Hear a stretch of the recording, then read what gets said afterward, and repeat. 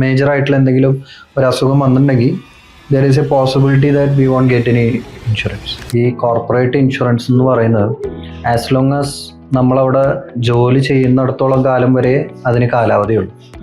നമ്മൾ ഏതെങ്കിലും ഒരു സ്ഥലത്ത് വർക്ക് ചെയ്യുന്നു, അത് കഴിഞ്ഞിട്ട് നമ്മളൊരു 1 year ഒരു ബ്രേക്ക് എടുക്കണം, അല്ലെങ്കിൽ 6 months ബ്രേക്ക് എടുക്കാമെന്ന് വിചാരിച്ചോളൂ. അങ്ങനെയാണെങ്കിൽ ആ സമയത്താണ് നമുക്ക് എന്തെങ്കിലും സംഭവിക്കുന്നെങ്കിൽ we don't have any insurance. നമ്മൾ ഒരുപാട് നാളവിടെ വർക്ക് ചെയ്തു, ഒരു 30 years 40 years നമ്മൾ വർക്ക് ചെയ്തു, നമ്മുടെ റിട്ടയർമെൻ്റ് ആയെന്ന് വിചാരിച്ചോളൂ. ആഫ്റ്റർ റിട്ടയർമെൻറ്റ് ആ ഒരു കമ്പനി ഇൻഷുറൻസ് പ്രൊവൈഡ് ചെയ്യണം എന്നുള്ളതിൽ ഒരു നിർബന്ധമില്ല. ചില കമ്പനീസ് പ്രൊവൈഡ് ചെയ്യാറുണ്ട്, പക്ഷേ എല്ലാ കമ്പനിയും പ്രൊവൈഡ് ചെയ്യാറില്ല. അപ്പോൾ അതങ്ങനെ നോക്കിയിട്ട് കമ്പനി പ്രൊവൈഡ് ചെയ്യാത്തൊരവസ്ഥയാണെങ്കിൽ then we should consider taking a personal insurance also. Why? Because നമുക്ക് ഈ 60 വയസ്സൊക്കെ എത്തുമ്പോഴായിരിക്കും ഒരുപാട് ഹെൽത്ത് റിലേറ്റഡ് ആയിട്ടുള്ള പ്രശ്നങ്ങളൊക്കെ വരുന്നത്. ചിലപ്പോൾ നമുക്ക് ഷുഗർ വരാം, കൊളസ്ട്രോൾ വരാം, എന്താ അസുഖം വേണമെങ്കിലും വരാം.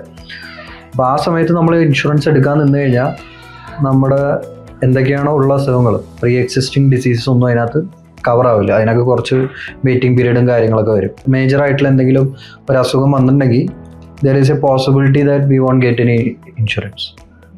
ഒരു ഇൻഷുറൻസ് കമ്പനി അത് പ്രൊവൈഡ് ചെയ്യാനായിട്ട് ചിലപ്പോൾ സമ്മതിക്കണമെന്നില്ല. അപ്പോൾ എത്രയും നേരത്തെ എടുത്തു വെച്ച് കഴിഞ്ഞാൽ ആ ഒരു കണ്ടിന്യൂറ്റി നമുക്ക് കിട്ടും. അപ്പോൾ നമുക്ക് ജോലിയിൽ നിന്ന് മാറിയാലും ആ ഒരു ഇൻഷുറൻസ് കൊണ്ട് നമുക്കെല്ലാം കവർ ചെയ്യാം. അപ്പോൾ നമ്മുടെ എക്സിസ്റ്റിങ്ങുള്ള എല്ലാ ഡിസീസും എല്ലാം അതിനകത്ത് കവറായി വരും. അതുകൊണ്ടാണ് ഒരു പേഴ്സണലും കൂടെ വേണമെന്ന് പറയുന്നത്. പക്ഷേ ഇഫ് കോർപ്പറേറ്റ് ഇൻഷുറൻസ് നമ്മുടെ ജോലി കഴിഞ്ഞിട്ടും അവർ തരാൻ തയ്യാറാണെങ്കിൽ അതിൻ്റെ ആവശ്യമുള്ളൂ.